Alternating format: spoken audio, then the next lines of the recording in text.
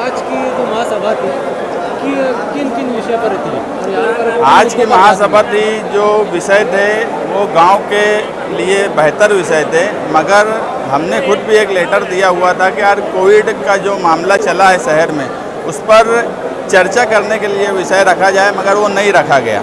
बाकी के विषय पे हमारा कोई ऑब्जेक्शन नहीं है, वो शहर के हक में बेहतर विषय थे।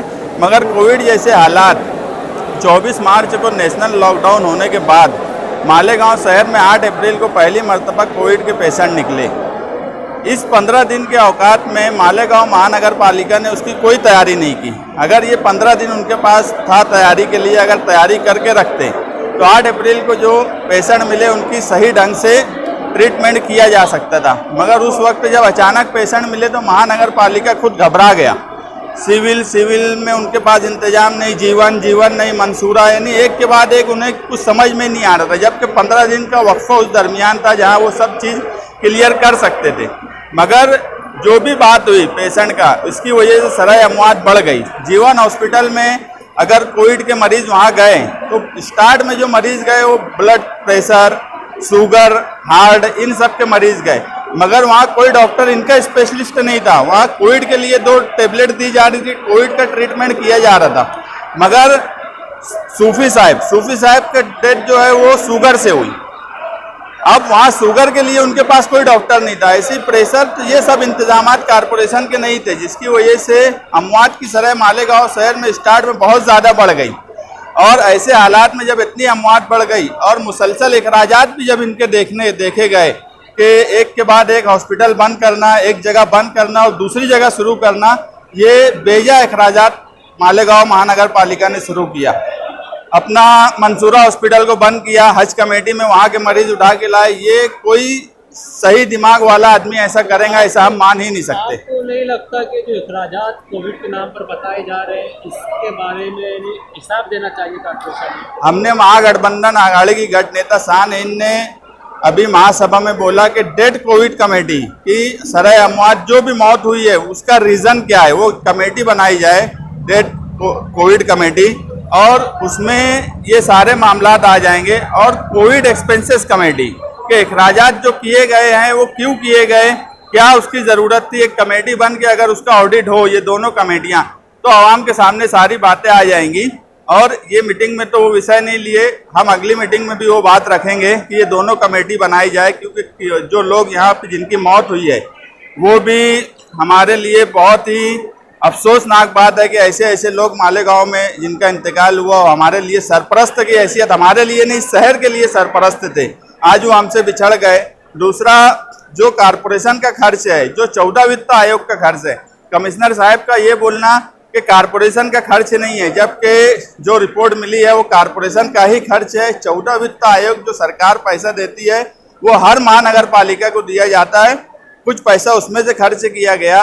और आज खुद कमिश्नर ने 3.5 से 4 करोड़ अखराजात पे और बिल देने के लिए बोला। इससे पहले 2 करोड़ 21 लाख रुपया, अगर 6 से 7 करोड़ रुपया आज खर्च हो गया ऐसा बताया जा रहा, तो ये हमारी समझ में नहीं आता कि ये सही मानों में सही तरीके से खर्च किया गया है। सहारा हॉस्पिटल जो 30 बेड का था, जहां पर मरीज नहीं होने की वजह से बंद कर दिया गया, उसके ताल्लुक से मेरे पास पेपर है कि कारपोरेशन ने ही, ये अंधेर नगरी नहीं है तो क्या है कि कारपोरेशन ने खुद एक ठहराव करके, और उसके बाद कापड़नी साहब ने बोला कि सहारा हॉस्पिटल, ये 1 साल पहले बोला गया कि सहारा हॉस्पिटल जो है वो हॉस्पिटल नहीं रह सकता, उसका बांधकाम परमिशन नहीं है, हॉस्पिटल की परमिशन नहीं ली गई है, और उसी हॉस्पिटल पे मुसलसल खर्च करना ये हमारी समझ के बाहर है। जब कारपोरेशन कहती है कि सहारा हॉस्पिटल का परमिशन है नहीं और बांधकाम भी परमिशन नहीं और मेडिकल परमिशन भी नहीं है, उसके बाद वहाँ कोविड के लिए मुसलसल खर्च क्यों किया जा रहा है? तो आप इस तमाम मामले को किस नज़र से देखते हैं, सब अखराजात को?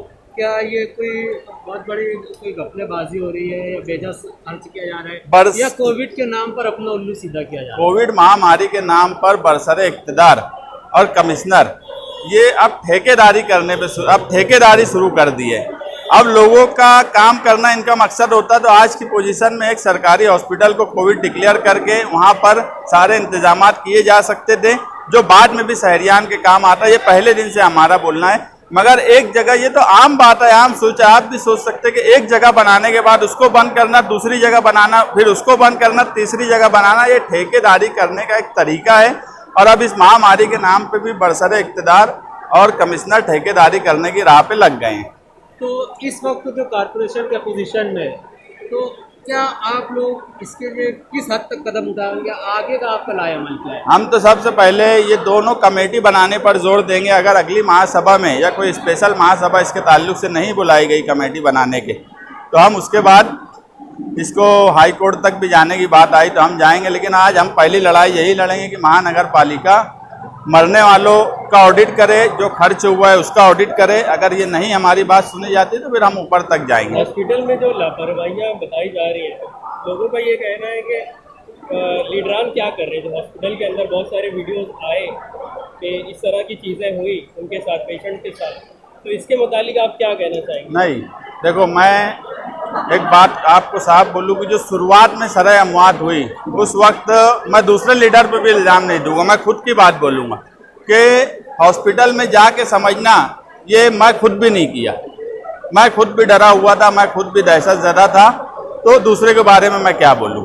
वो हालात ऐसे बन गए थे, इतनी सराय अमवात हो रही थी कि हम खुद डर गए थे। हम खुद बहुत हुआ था, हॉस्पिटल के पास जाते थे तो घबरा जाते थे, तो अंदर जाने की बात नहीं।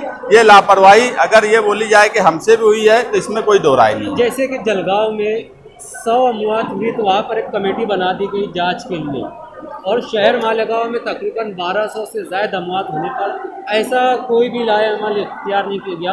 तो आम जनता में ये बात है कि लाशों पर सियासत की जा रही है। नहीं, आप बोले कि जलगांव में एक कमेटी बना दी गई, तो आज इनको भी कमेटी बना देना चाहिए थी। अपोजिशन का काम है, अगर कोई सत्ताधारी या अपोजिशन में रहने वाली पार्टी अवामी बात नहीं समझ पा रही है तो अपोजिशन वो बात रखे। हमने हमारी बात रखी, आज दोनों कमेटी की बात रखी। हम बात रख सकते थे, बात मानना नहीं मानना ये पोजीशन में रहने वालों का काम है, लेकिन इसके बाद भी अगर बात नहीं माने तो फिर हम आगे के ऊपर कार्रवाई करेंगे। मैं आखिर के 2 सवाल करना चाहता हूँ। एक सवाल तो ये, जैसे यहाँ पर महासभा में देखने को मिला कि कोई कारपोरेटर अगर बोल रहा है तो उसको या तो बीच से रोक दिया जा रहा है, उसका मुद्दा जो है वो किसी और रूप दे दिया जा रहा है। तो क्या यहाँ पर महासभा में कारपोरेटर को अपनी बात रखने का इख्तियार है या नहीं?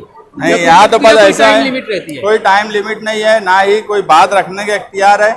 हमने एक जुमले पे कमिश्नर की बात बोली कि यार उन्होंने प्रेस कॉन्फ्रेंस में आप लोगों के सामने ही बोला था कि हाथी चलेगा तो कुत्ते भूकेंगे। ये सवाल कोई हमारी पार्टी या हमसे नहीं जुड़ा है, ये तो मालेगांव के हर सियासी आदमी के लिए है, क्योंकि डेमोक्रेसी में किसी बात का विरोध करना ये कोई बुरी बात नहीं है कि कोई ऑफिसर ये बोले कि हाथी चलेगा तो कुत्ते भूकेंगे। उस बात पे महापौर साहिबा ने हमको वहाँ ये बोला कि आप लोग बैठ जाओ, ये तीनों विषय होने के बाद मैं कमिश्नर से बात करवाऊंगी।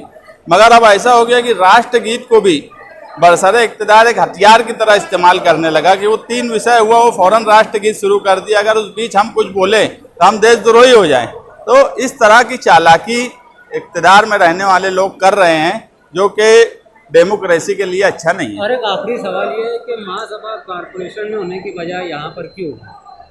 कारपोरेशन में सोशल डिस्टेंसिंग नहीं हो सकती थी, इसलिए यहाँ की गई।